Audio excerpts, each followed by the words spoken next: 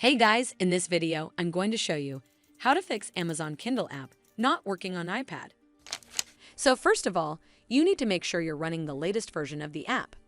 Open up App Store on your device, and then tap on this search icon in the bottom right corner.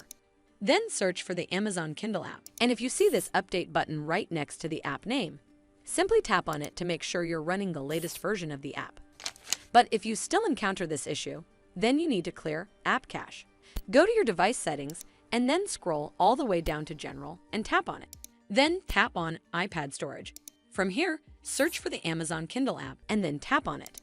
Once you're on this screen, you need to tap on Offload app. Tap again to confirm. It'll take a bit for processing, and then a reinstall button will show up. Simply tap on it to reinstall the app. This should fix the issue, but if it doesn't, then you need to completely reinstall the app. Follow the on-screen instructions to navigate all the way to the app page. Once you're on this screen, tap on Delete App to uninstall the app from your device. Once uninstalled, you need to open up App Store and then search for the Amazon Kindle app right over here in the search bar. And then click on this Get button to install it back on your device. Well, that's how you fix Amazon Kindle app not working on iPad.